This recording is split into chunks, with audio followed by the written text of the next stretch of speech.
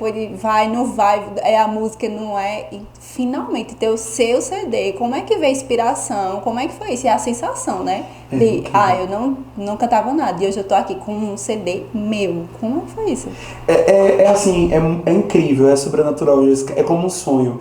Eu me lembro que, dia 5 agora, domingo, a última música que eu lancei, Vem Leão Rugir Pra Mim, completou um ano de lançamento, e eu fui ouvir a música e olhar os vídeos e tudo mais, e eu fiquei pensando, parece que eu estou ouvindo outra pessoa que está cantando.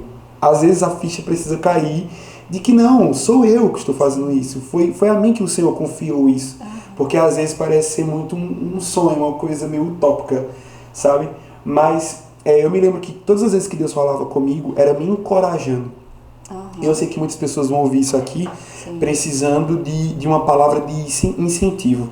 Mas assim, o que Deus nos promete no caminho não é o verdadeiro objetivo para nós. O que está acontecendo hoje em dia? As pessoas estão confundindo as promessas com o propósito. E isso é muito diferente. Diverge, apesar de ser uma linha tênue. Sim. Nós temos promessas que servem apenas para nos encorajar durante o percurso, a caminhada para o propósito. Se Deus não tivesse me feito as promessas que Ele me fez, eu com certeza não teria tido ânimo para chegar até aqui e cumprir o meu propósito e continuar cumprindo. Então as promessas não são o nosso maior objetivo, as promessas elas são os incentivos, o gás, o ânimo. Sabe quando você tem uma criança e você fala assim para ela, se você fizer a tarefa toda, eu vou te dar alguns brindes, alguns presentes, sabe? Sim. Algumas honras. Isso são as promessas. Elas não são o nosso maior objetivo, elas são um incentivo do céu. E o que acontece hoje em dia? Nós vemos uma igreja, um povo, pessoas em si, independente de religião, que estão tão compromissadas com os mimos e os presentes pelo percurso que esquecem o verdadeiro propósito, a real motivação das suas vidas, né? Quantas pessoas nós vemos aí que perderam o propósito, perderam o caminho, perderam a linha porque se seduziram com os aperitivos, era essa palavra que eu queria, que se encontram pelo meio do caminho. Então, assim, eu amo as promessas que Deus me fez e valorizo muito tudo que Ele me prometeu. Mas hoje, com a maturidade que Ele trouxe para o meu ministério, eu amo muito mais a chegada do que o percurso. Não desvalorizando o percurso, sim, porque é no percurso que a gente aprende tudo. Sim, com certeza. Mas entendendo que as promessas são apenas para me incentivar.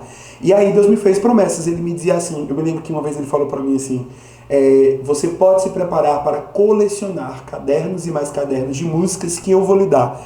Eu não sabia nem escrever o Salmo 23 completo de cor, quanto mais compor músicas. Então, pra mim... Isso é outra coisa, né? Tipo, além de cantar, compor música. É outra história. Então, assim, eu pensava comigo, eu tô cantando, mas isso não vai passar. É aqui uma coisa só pra cantar na igreja. E depois que eu descobri que não era só pra igreja, começaram os convites. Meu primeiro pastor, ele me incentivava muito a viajar. Então, todas as viagens que ele ia para levar a palavra, ele me levava como acompanhante. Então, eu começava a cantar aquele louvor de acompanhamento. Começou com 1, 2, depois eu comecei a levar a banda. E muitas pessoas me desencorajavam, diziam assim para mim, você não tem talento, você não serve, você não presta, sua voz não é boa o suficiente, você não tem dom para música, você não nasceu para isso, se eu fosse você eu não inventava, é perca de tempo. Essas eram as frases que eu ouvia. Né? É um bombardeio. E assim, hoje em dia é algo que eu prego muito para as pessoas que eu tenho a oportunidade de liderar e cuidar, é que elas precisam entender que sim, isso existe dentro da igreja. Né? E assim, quem mais me desmotivou, a minha família não me dava apoio porque não tinha entendimento do que eu estava vivendo. Sim. Sabe? A minha família teve um ensinamento a respeito do cristianismo, do evangelho em si, totalmente equivocado. Mas a igreja que tinha que me dar um apoio e um suporte, ela simplesmente me tratava como uma coisa que fosse por acaso e que fosse realmente irrelevante. E eu me lembro que até eu tinha... Quando acontecer uma precisão ali, vai lá, mas... Isso. Não é importante, não é essencial aqui. Isso. Mas aí o meu líder, o meu pastor, né, o meu primeiro pastor, ele foi muito assim intencional. Acho que ele viu alguma coisa especial, sabe? E ele me deu muitas oportunidades. Eu sou muito grato a ele. Então, assim, sempre que ele tinha uma oportunidade, ele me colocava. E a trancos e barrancos, ele me viu permanecer, ele me viu sobreviver ali. Então ele me deu a oportunidade para cantar em várias músicas e em vários grupos também. E eu fui ficando. E eu me lembro que depois dessas palavras proféticas a respeito de composição, eu comecei a compor.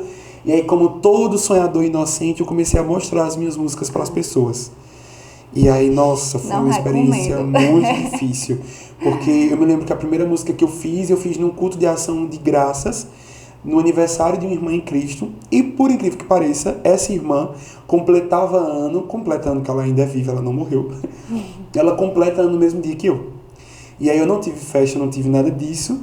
E foi um tempo muito turbulento na minha relação com a minha casa. E eu fui pro culto de ação de graças dela no meio da rua. Eu me lembro que eu sentei na calçada da casa dela. E eu andava com meu caderninho para todo canto. E eu me lembro que eu escrevi a primeira música. E essa primeira música, a primeira música que eu fiz, se tornou a música título do meu primeiro CD, anos depois. Que é Essa Filha Apaixonada. E eu me lembro que eu mostrei para uma pessoa específica que eu admirava no ministério, né? Era alguém comum que já cantava mais tempo que eu, já tocava instrumentos. Eu me lembro claramente quando ele olhou para mim assim, olhou para a música e disse: a música é boa, dá para dar uma ajeitada nela, mas você não tem talento, então desista. Nossa, aquilo ali para mim foi um balde de água fria, porque sim, uma pessoa que você admira. Além de admirar, a gente tem um vínculo. E aquilo me marcou negativamente. Sim. E eu me lembro que eu saí daquele lugar assim, realmente essa pessoa tem noção. Foi como aquele conselho do amigo que diz assim: olha, não é pra te desanimar não, mas eu tô vendo que não vai dar certo, pula fora. Mas... se você olhar aquela pessoa como referência e diz, não, aquele entende o que tá falando, então se ele falou, você começa a acreditar